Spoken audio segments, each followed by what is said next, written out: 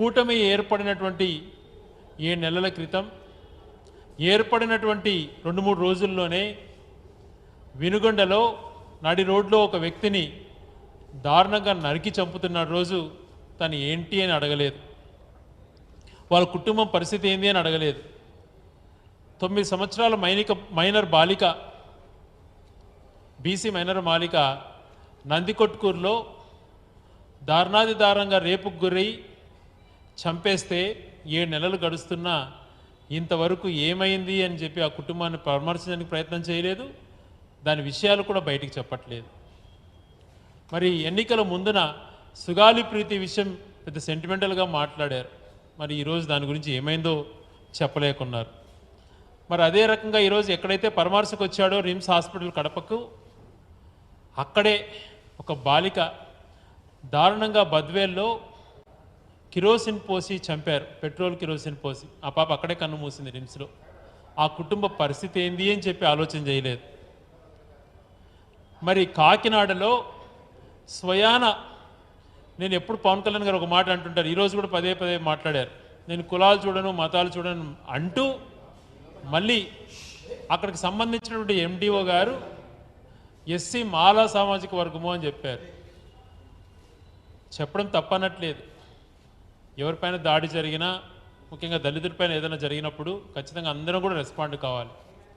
మరి ఇదే వ్యక్తి కాకినాడలో తన జనసేన పార్టీకి సంబంధించినటువంటి శాసనసభ్యులు నానాజీ గారు ఒక దళిత ప్రొఫెసర్ డాక్టర్ గారిని అసభ్యమైనటువంటి పదజాలంతో దూషిస్తూ దాడి చేసినప్పుడు ఎందుకు ఇలా చేసావని చెప్పి ఆ శాసనసభని కనీసం ప్రశ్న అడగకపోతివి, ఆ దళిత ప్రొఫెసర్ గురించి ఎంక్వైరీ చేయకపోతివి. నీ నిజయవర్గం పిఠాపురంలో 16 సంవత్సరాల ఒక బాలికను దారుణంగా రేప్ చేస్తే దాని గురించి మాట్లాడకపోతివి. యలమంచిలిలో విలేకరులను మీ శాసనసభ్యుడు కిడ్నాప్ చేసి వేధిస్తే దాని గురించి ఏంటి అని అడగకపోతివి. మరి ఇవన్నీ చూసుకున్నప్పుడు ఏమనిపిస్తుంది? మీరు ఒకటే లైన్, తెలుగుదేశానికి మేలు చేసేటువంటి లైన్ ఒకటే నాది అన్నటువంటిది మీరు ఒక భావన ఏర్పరచుకున్నట్లున్నారు. లక్షలాది మంది నిన్న రోడ్డుపైకి వచ్చి కరెంటు ఛార్జీలు తగ్గించాలా అని చెప్పి ధర్నా చేస్తే ఎన్నికల ముందు నీ సమీక్షంలోనే చంద్రబాబు నాయుడు గారు పవర్ ఛార్జెస్ పెంచము తగ్గిస్తాము అని చెప్పారు. మరి దాని గురించి ఇంతవరకు ప్రశ్న అడగలేదు. 6 గ్యారంటీలు ఏమైనా అన్నటువంటి మాట నోట్లో నుంచి రాదు. ఉద్యోగస్తులు పాపం వాళ్ళకు సంబంధించి 7 నెలలు గడుస్తున్న డిఏల గురించి కానీ, వాళ్ళకు సంబంధించి మాట ఇచ్చినటువంటి సిపిఎస్ గురించి కానీ, అలాగే ఇంట్రీమ్ రిలీఫ్ కనీసం ఏదైనా ₹1 కూడా వాళ్ళకు మేలు జరిగేటువంటి కార్యక్రమం కనీసం చర్చ కూడా జరగలేదు. రైతుల విషయంలో అలాగే ఉంది. విద్యార్థులు అయితే దారుణాతి దారుణంగా ఒక్క గవర్నమెంట్ పోస్ట్ కానీ ఏది కేవలం తీసేయటం వరకు పరిమితమైనారు, కానీ రిక్రూట్మెంట్ అటువంటిది ఎక్కడా జరగట్లేదు. కొద్ది రోజులు తిరుపతి లడ్డు విషయం పట్టుకున్నారు, దాని గురించి అక్కడ తప్పు అని తేలిన తర్వాత దాని గురించి నోరు మెదపట్లేదు. సనాతన ధర్మం గురించి మాట్లాడారు 2 రోజులు, అదేమైందో మరి తెలియదు. మరి ఇలాంటి అన్ని సంఘటనలు అన్నీ ఉంటే దాని గురించి ఆలోచన చేయకుండా వచ్చావు. మరి మాట్లాడే పద్ధతిలో ఆడ వాస్తవాలు ఏం జరిగినా తెలుసుకోవాలి కదా. నిన్న గాల్వీడు అన్నటువంటి ఒక మండల హెడ్ క్వార్టర్స్లో మాజీ ఎంపీపీ సుదర్శన్ రెడ్డి గారు అక్కడ జరిగినటువంటి సంఘటనలు చెప్పడానికి ప్రయత్నం చేస్తే అక్కడ ఏ రకంగా జరిగింది కూడా వివరణ ఇచ్చారు. అక్కడ ప్రత్యేక సాక్షుల ద్వారా కూడా తెలుసుకోవటం జరిగింది.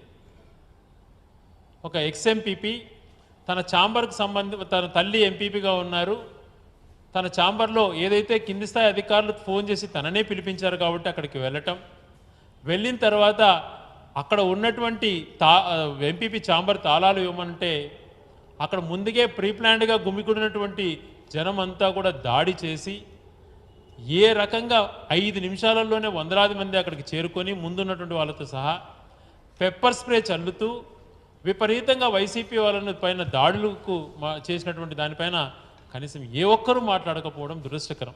దానికి సంబంధించినటువంటి వీడియోలు కూడా బయటకు వచ్చాయి, ఏ రకంగా టీడీపీ వాళ్ళు దాడులు చేసింది అని చెప్పి.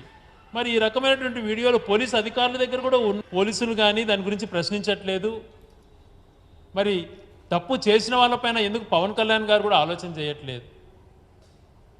ఈ విషయం ఏ కోణంలో జరిగింది, అక్కడ జరిగినటువంటి నిమిషాల వ్యవధిలో అక్కడ ఎక్కడెక్కడ ఫోన్ కాల్స్ ఏవేవి పోయినాయి అన్నటువంటిది ఒక గంట సంబంధించి అరగంట ముందుది అరగంట తర్వాత ఈ ఫోన్ కాల్ డీటెయిల్స్ తెప్పించుకుంటే వాస్తవాలు అన్నీ బయటకు వస్తాయి. వైఎస్ఆర్సీపీ ఎప్పుడూ హింసను ప్రేరేపించదు, ఎవరిపైన దాడి పాల్పడ్డా ఒప్పుకోదు.